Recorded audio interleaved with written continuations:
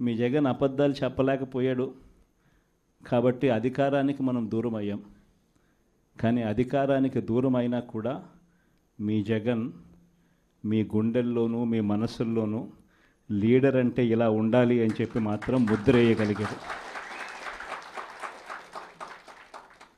కారణం ఏమిటంటే రాజకీయాల్లో ఉన్నప్పుడు విలువలు ఉండాలి. రాజకీయాల్లో ఉన్నప్పుడు విశ్వసనీయత అన్న పదానికి అర్థం తెలియాలి.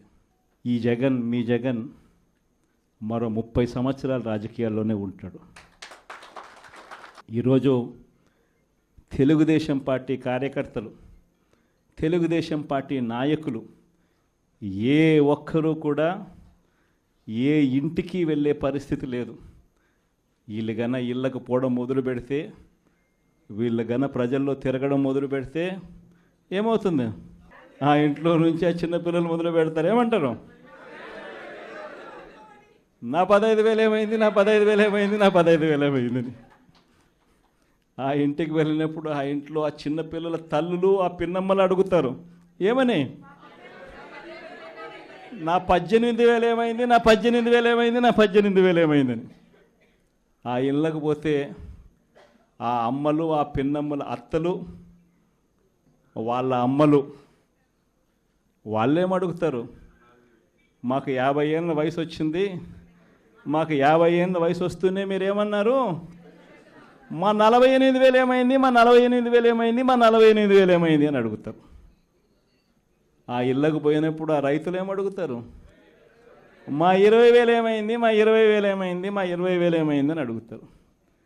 ఆ ఇళ్ళల్లో నుంచి ఆ 20 ఏళ్ళ పిల్లాడు, ఆ పిల్లాడు ఉద్యోగం వెతుకుతా ఉన్న ఆ 20 ఏళ్ళ పిల్లాడు ఏమంటాడు? నా 36,000 ఏమైంది, నా 36,000 ఏమైంది, నా 36,000 ఏమైంది అని. ఇలా చంద్రబాబు నాయుడు గారిని, ఆయన కూటమిని, ఆయన నాయకులను, ఆయన కార్యకర్తలను ఏ ఒక్కరూ కూడా ఇళ్ళకు వెళ్ళి, గ్రామాలకు వెళ్ళి, ఇళ్ళకు వెళ్ళి ఎవరిని కూడా వీళ్ళు కనీసం పలకరించే పరిస్థితి కూడా లేదు.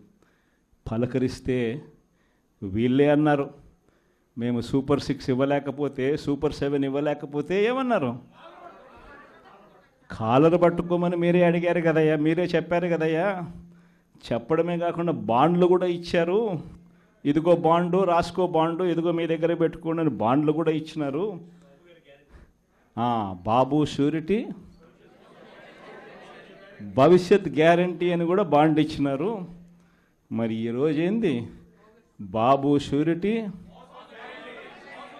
మోసం గ్యారంటీ అని చెప్పి రుజువైంది అని ఈరోజు కాలర్ పట్టుకునే పరిస్థితిలోకి ప్రజలు ఇప్పుడే ప్రశ్నించడం మొదలుపెట్టారు.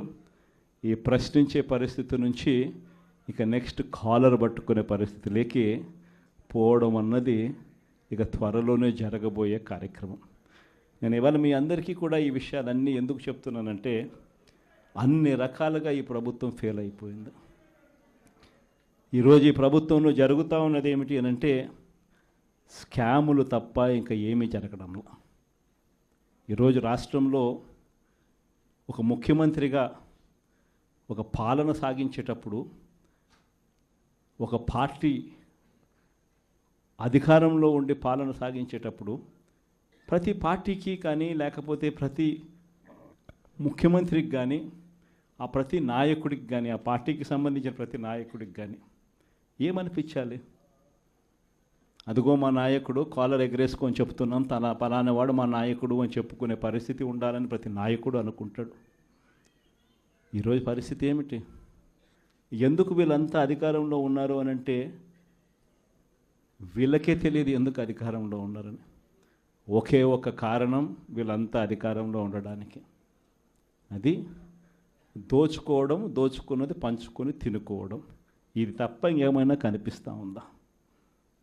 ఈరోజు లిక్కర్ స్కామ్, మద్యం స్కామ్, ఇసుక స్కామ్, ఈరోజు నియోజకవర్గంలో ఏమి జరగాలన్నా, మైనింగ్ జరగాలన్నా, నియోజకవర్గంలో ఫ్యాక్టరీ నడపాలన్నా, ఈరోజు ఏది జరగాలన్నా ఎమ్మెల్యేకి ఆయనకి ఎంత ఇవ్వాలా, ఎమ్మెల్యే చంద్రబాబు నాయుడు గారికి ఎంత ఇవ్వాలా?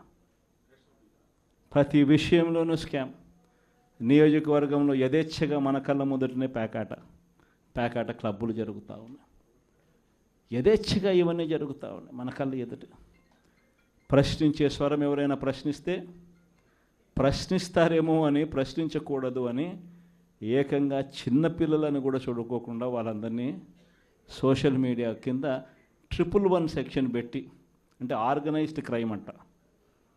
సోషల్ మీడియాలలో నువ్వు చేసే తప్పును ప్రశ్నిస్తే ఎందుకయ్యా సూపర్ 6 ఇవ్వడం లేదు, ఎందుకయ్యా సూపర్ 7 ఇవ్వడం లేదు అని చెప్పి ప్రశ్నిస్తే ఆర్గనైజ్డ్ క్రైమ్ అట. టెర్రరిస్టులకు పెట్టే క్రైమ్ ఆర్గనైజ్డ్ క్రైమ్ అని పోస్టింగ్ను పెట్టిన వాళ్ళను, చిన్నపిల్లలను కూడా చూడుకోకుండా వాళ్ళందరినీ జైలులో పెట్టి 40 రోజులు, 30 రోజులు, 50 రోజులు రకరకాల స్టేషన్ల చుట్టూ తిప్పి, రకరకాల జిల్లాలన్నీ తిప్పి వాళ్ళందరినీ కూడా ఇబ్బందులు పాలు చేసే కార్యక్రమం జరుగుతూ ఉంది. కానీ ఒకటి చంద్రబాబు నాయుడు మర్చిపోతూ ఉన్నాడు. ఎప్పుడైనా కూడా మంచి పేరు తెచ్చుకొని ప్రజల్లో పాలన సాగిస్తే ప్రజలు మళ్ళీ ఎన్నుకుంటారు. కానీ ఈ మాదిరిగా పదవిని దుర్వినియోగం చేసి ఈ మాదిరిగా చేయడం మొదలు పెడితే ఇదే చంద్రబాబు నాయుడు గారికి వైఎస్ఆర్ కాంగ్రెస్ పార్టీకి చెందిన ప్రతి కార్యకర్త తరపున చెప్తా ఉన్నా, నెక్స్ట్ వచ్చేది వైఎస్ఆర్సీపీ 2, జగన్ 2 పాలన వస్తుంది. ఎవడెవడైతే ఈ మాదిరిగా చేశాడో ఎవడిని వదిలిపెట్టమని చెప్పి సందర్భంగా కూడా ఖచ్చితంగా చెప్తాను. వీళ్ళందరినీ కూడా చట్టం ముందర గట్టిగా నిలబెడతాం. ఆ కోవిడ్ వచ్చేసరికి ఆ తర్వాత 2.5 సంవత్సరం కోవిడ్కి సంబంధించిన పరిస్థితుల మధ్యనే మనమంతా కూడా బ్రతికాం.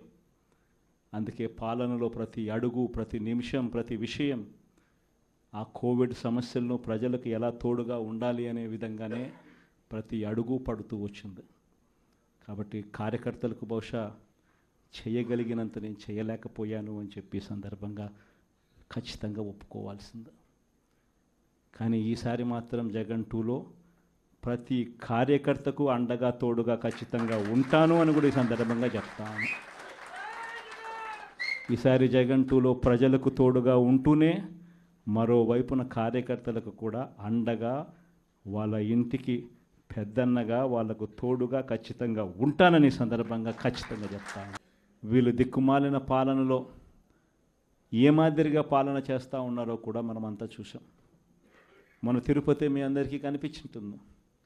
నిజంగా ఈ ఒక్కొక్క కార్పొరేషన్లో వీళ్ళకున్న బలం ఎంత అని చెప్పి చూస్తే, తిరుపతి కార్పొరేషన్లో 49 ఉంటే 48 వైఎస్ఆర్సీపీ గెలిచింది. తెలుగుదేశం పార్టీ 1. ఆ 1 గెలిచిన చోట డిప్యూటీ మేయర్ వాళ్ళ మనిషి అని చెప్పి వాళ్ళు చాలా ఏదో గొప్ప కార్యము, ఘనకార్యము చేసినట్టుగా వాళ్ళు చెప్పుకుంటా ఉన్నారు.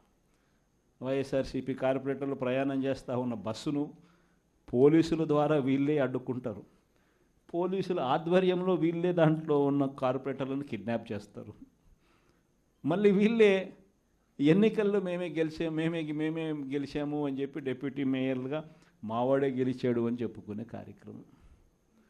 ఆ కార్పొరేటర్లు పాపం వచ్చిన తర్వాత వాళ్ళు చెప్పిన గాథలు మీడియా సమక్షంలో మనం అంతా కూడా చూసాం. ఇదే మాదిరిగా ఏలూరు కార్పొరేషన్ 50 డివిజన్ ఉంటే అందులో 47 వైఎస్ఆర్సీపీ, తెలుగుదేశంకి వచ్చింది 3. నెల్లూరు కార్పొరేషన్ 54 డివిజన్ ఉంటే 54 వైఎస్ఆర్సీపీని. హిందూపురం మున్సిపాలిటీ బాలకృష్ణ కనిపిస్తాడు, చంద్రబాబు నాయుడు బావమరిది.